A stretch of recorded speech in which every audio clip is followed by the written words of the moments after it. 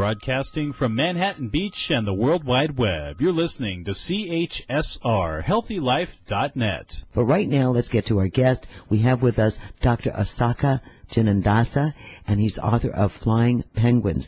Tell us, what is a flying penguin? A flying penguin is a metaphor for the ability that we all have to fly beyond the limitations of our daily life. But deep inside, we have limitless power. And Flying Penguin, my book, explains how you can break through these self-imposed limitations and achieve levels of success that are almost unimaginable. Yeah, the subtitle of your book is called How to Create Miracles in Your Life Using the 6 Dimensions of Success. Now, but what do you mean by flying as humans? How do we fly as humans? We fly with our mind to every goal we have ever achieved. So before we actually achieve a goal, we fly with our mind. Now, you're only limited by your ability to fly with your mind to whatever goal that you want. So if you set your bar very, very high and you decide you're a limitless human being, that's because as a little child you learn to walk without a teacher. You learn to talk without a teacher. And if you give a smartphone to a little child who does not know how to read, they know how to use it. Now, that's impossible, but that's the power that we were born with. So in my book, Flying Penguin, I discuss how we can awaken that power. It's not about learning anything new. It's about unlearning all the limitations that we have got into our head. We get these limits that really we don't need. Is that correct? Yeah, that's correct. The reason I call my book Flying Penguin is because normally penguins don't fly. They waddle along. But when they're in the water and there's a predator, leopard seal, lurking under the ice, these penguins fly out of the water 5 or 6 feet to land on ice at a higher level. So penguins fly under life-threatening circumstances.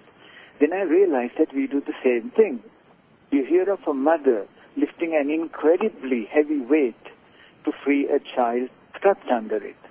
So I realized that both humans and penguins, we create miracles in our lives under life-threatening circumstances. And I wanted to find out, can we do it every day? And that's the theme that I explored in my book, Flying Penguin. And it's a good one, too. How do you free your wings and stop fear, though? You see, fear is one of the oldest and strongest emotions we have, because fear is what made us survive. It gave us the strength for fight or for flight. So you cannot actually challenge fear head-on. So there's no point saying affirmations like, I'm not afraid, I'm not afraid. That doesn't work. So you have to use the guerrilla method. And the guerrilla method that I suggest is you change your point of view. Now, your fear is connected to some negative consequence that you're afraid about. Now, if you change your point of view and you say, that is the great growth opportunity. See, for example, you go for an exam and you're scared that you're going to fail the exam. Now, if you change your point of view and say, well, if I pass the exam, great. If I fail the exam, I'll do something even more interesting. Now, immediately, you derail the fear. It disappears. So that's one of the most powerful and simplest methods I describe in my book to overcome fear.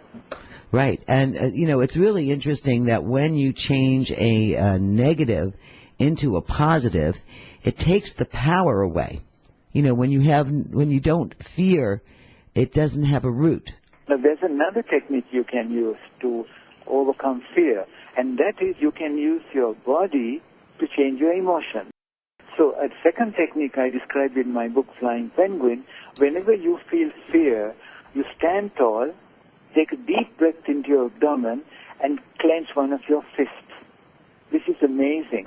The fear disappears. You can use the body to control any negative emotion, primarily fear. That's easy, isn't it? It is. Now, what did you say you did with the fist? You clench a fist? Whenever you clench your fist or you clench your teeth very slightly, it's like putting a halter on a wild horse. So what you do, the moment you clench your teeth slightly and also clench one fist, you get your emotions under control. That's an amazing discovery that I found, which helped me a lot in my life. Absolutely, yeah. And another thing, Linda, that's interesting, when you clench your teeth slightly, your brain waves go into the relaxed alpha state. That's interesting, isn't it? Because fear is the opposite of the alpha state. So the moment you clench your teeth very slightly, your brain waves slow down, so you go into the alpha state, which is far more relaxing. I think we do a lot of these things naturally, too, don't you think? But we're not aware of them. And what your book does is it makes you aware of these things that we naturally do and may only let it go through and not know what the intent is. Absolutely, yeah. In fact, my book, Flying Penguin, it doesn't teach you anything. What it basically does, it helps you to discover the power that you were born with. And you were born with incredible power. And it gives a few secrets, like one of the best ways to de-stress is to chew each mouthful of food at least 32 times. Isn't that amazing? Well, and it's also good for digestion. Absolutely correct, yeah. You eat much less, and you get maximum nutrition from the food that you eat. Now, what can get you ready to fly? Well, first of all, what drives our success is our passion.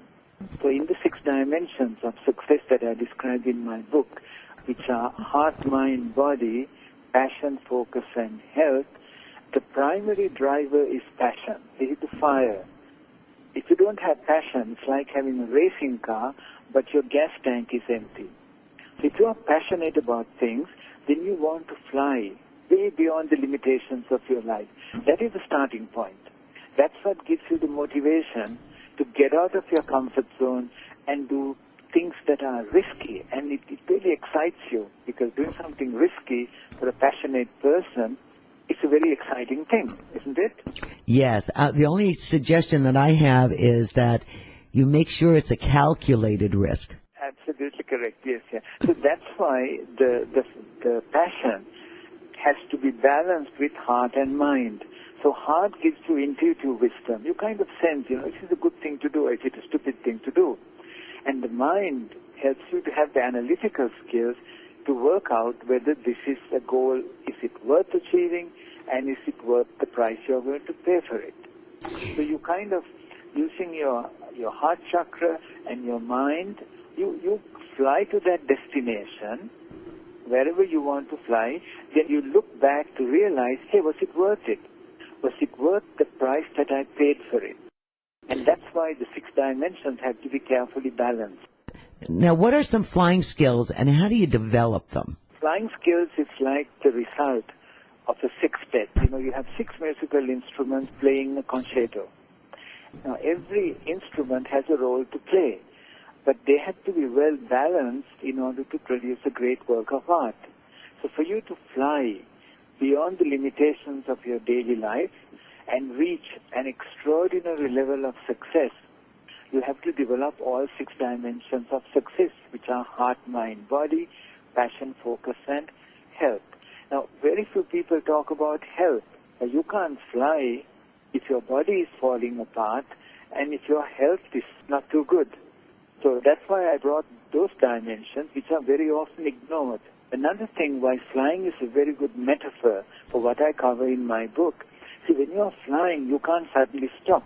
You will fall down. It's not like running or swimming, where you can stop and have a rest. Now, the moment you take off and you start flying, you have to have everything perfectly synchronized, because you can't suddenly stop flying. You're going to fall out of the sky. That's the exciting thing about flying. So you need to develop all these 6 dimensions that I cover in my book to fly successfully out of your comfort zone and achieve levels of success that you hardly could even imagine. Wow. Just as you did as a little child. Right.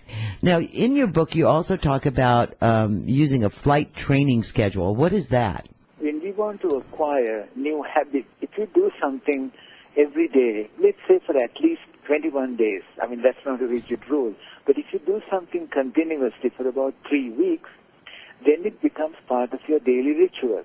So you do it without thinking.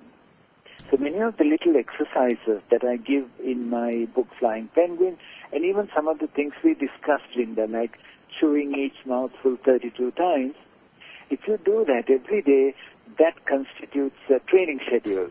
This becomes a part of your life. Wow. And that's the beauty of it. So you do it without thinking.